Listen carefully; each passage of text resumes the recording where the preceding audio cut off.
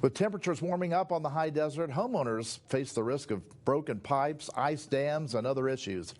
Blake Mayfield has some tips for dealing with the big thaw. So the main three calls that we get are for leaks, ice dams, and snow removal. After an Arctic blast made its way through much of Oregon, temperatures were back above freezing Wednesday for the first time since last Friday. With the major warm-up, local roofing and plumbing businesses report a surge in calls for service.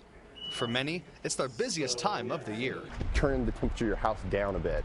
A lot of people think, oh, turn the house heat up, let's melt that snow off the roof. But that actually sometimes exacerbates the issue because now you have more water coming down and building up ice on the eave. Or if there's a leak, it's melting it into whatever hole or penetration it's found to get in the house. If you have copper pipes or a metallic pipe, we have a special machine that you can run electricity through your pipes and thaw the pipes out.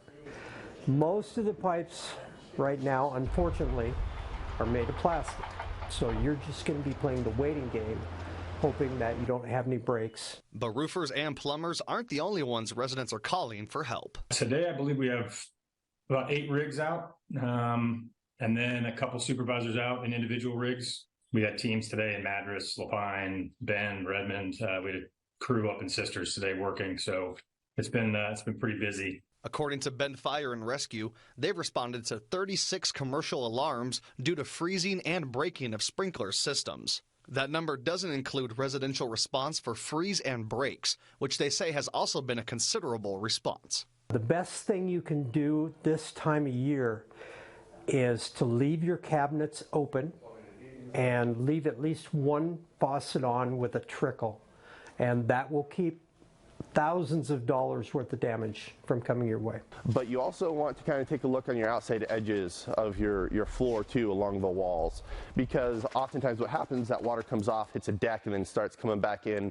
under a door, under a jamb. According to the businesses, things you can do to help yourself not experience an issue is to let one faucet drip, use a snow rake to get snow off your roof, and call a professional if you believe the task is too big to handle yourself. Your roof is designed to handle quite a bit of snow load.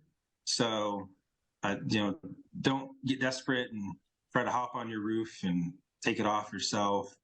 I've seen lots of people get hurt over the years doing that.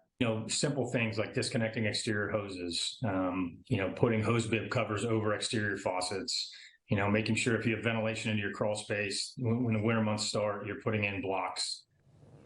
Bend Fire and Rescue says if you have a fire sprinkler system in your business, it needs to be inspected, tested, and maintained by a qualified company on an annual basis. Any area that has water or fire sprinkler piping in it needs to be kept at or above 40 degrees Fahrenheit due to most breaks occurring when temperatures dip below that.